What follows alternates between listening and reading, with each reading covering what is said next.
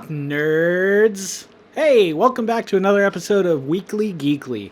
Today, I want to discuss the fact that Hollywood is attempting to produce a new Dungeons and Dragons movie, and it's supposed to be headed up by the guys that did Far From Home, the last Spider-Man movie. Now, while that gives me a lot of hope that it could be a great movie, I think it could be even better. You see, the thing is that Wizards of the Coast is sitting on a fortune.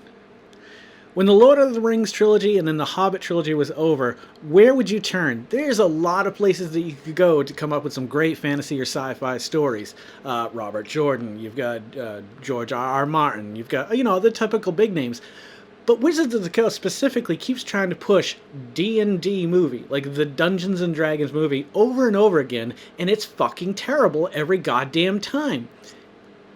Why don't you go to the well? Look it. You're sitting on, 40 years of great storytelling by authors like Ed Greenwood, or you've got R.A. Salvatore, Margaret Weis, Tracy Hickman. I mean, the list goes on and on. Well, I want to focus on three of those authors today. R.A. Salvatore, Margaret Weis, and Tracy Hickman. Now, Margaret Weis and Tracy Hickman kind of go hand in hand because they wrote a series of stories called Dragonlance starting back in the early 80s and spanned all the way up until like the mid-90s when D&D decided to drop, or Wizards of the Coast decided to drop Krynn, or Dragonlance, as the lay folk know it as one of their worlds, one of their settings, which was fine. I understand you can't put out all of them every time. You got Greyhawk, you got Spelljammer. I mean, people got sick and tired of buying all these expansions for Dungeons and Dragons games when they really only wanted the core game in maybe one setting. Planescape was one of my favorites. That was Mont Cook that wrote that. Also illustrated by one of my favorite artists of all time, Tony DeTerlizzi. That would be a great storyline. Why not go with that? Maybe they will. Maybe I'm prejudging them. But the fact of the matter is you've got at least 30 years of storytelling by three amazing authors whose books span 30, 40 books at this point. You've got stories that could go on forever. When Lord of the Rings ended, this trilogy, it came out, they serialized it once a year, I believe it was. At Christmas it came out and you get excited to go see it. But when that was all over, where to turn? Harry Potter ended. Now, I've never been a big Harry Potter fan, but after 7 films, people were looking for that next big trilogy to come out. And I think fantasy was the gap that was just waiting to be filled. The problem is, I feel like maybe it's a licensing thing.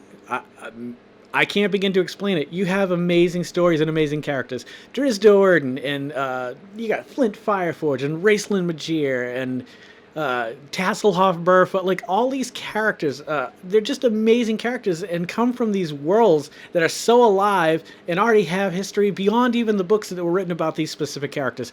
But you could take any of 3 books. The Crystal Shard, the Dark Elf trilogy, the Dragons of Bottom Twilight, I don't know what that trilogy's called.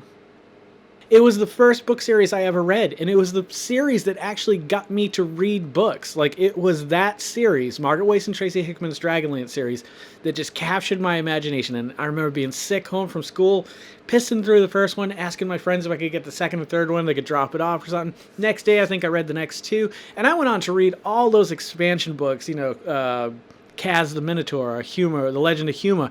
And so I got to know this world really well, and to see it actually developed on screen, with a great cast and a huge budget would be an amazing thing. But instead, they keep pushing out this Dungeons and Dragons movie. It's like they have to attach that name to the movie because they think it's going to draw people's asses out to the seats or something. I don't know what it is, but you need to veer off course and get rid of the whole Dungeons and Dragons. Like, fans like me of tabletop role-playing games and Dungeons and Dragons don't want another Dungeons and Dragons movie. It doesn't make sense. All you do is try to use spells from the book or creatures from the book to make a point. Instead of developing an amazing story, you take this cheesy little campaign that you've created and you think it's so wonderful, and it's not, and it's bad. And I've seen both of them, and there were some interesting things. All right, here's a great point.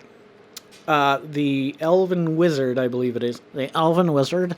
She she cast a teleport spell. It was crazy, but she didn't do it quite right, and her arm got stuck in the stone. And I was like, hey, that's cool to see that come to life. It was great to see a beholder floating across the screen, but I don't really give a shit about that if the story is bad. Like, sure, make it about a beholder. Make it about what's the book they put out? The good one. He's in Waterdeep.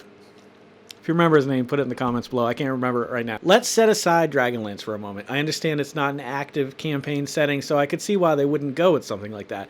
But Forgotten Realms is still quite active, and there are still books available for 5th edition for it.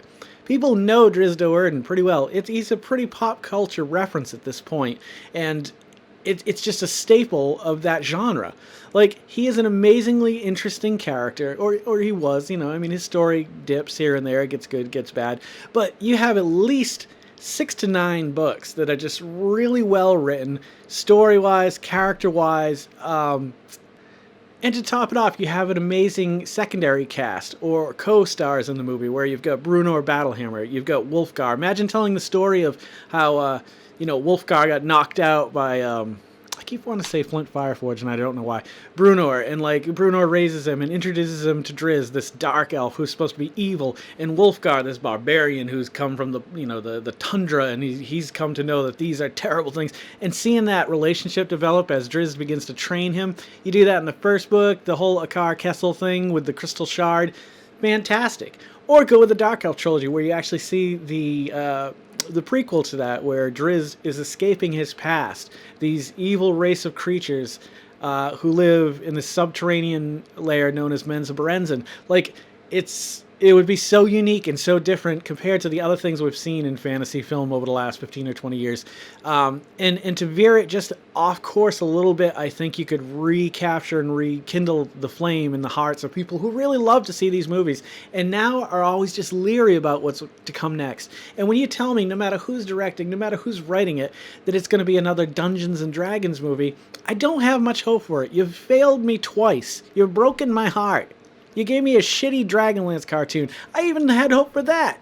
Raistlin Majere, played by Kiefer Sutherland, who I love. Kiefer Sutherland, 21, 24. One of my favorite TV shows of all time. I really dig the guy.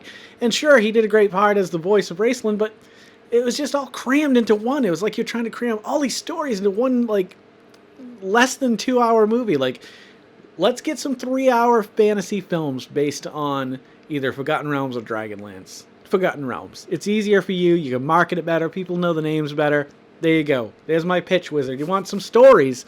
Come see me, because I got 30 years of running D&D. Right, guys? Anywho, this has been Weekly Geekly. It's more about pissing this week than anything else. It just frustrated me, you know? Stop wasting our time, Wizards of the Coast. Thank you very much. I'm out. This has been Weekly Geekly, brought to you by the Vodkast. Thank you for tuning in. If you guys are loving watching these as much as I'm loving making them, please consider liking, commenting, and subscribing, sharing. Hit that little bell.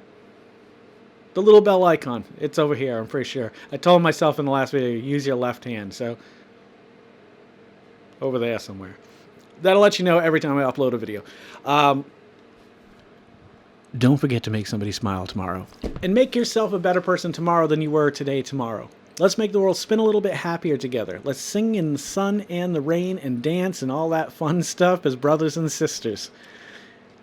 Live life to the fullest and love every moment of it, because you just never know when that last moment's going to come for you. However, never live in fear of that moment. Always live in love and never let your inner child die.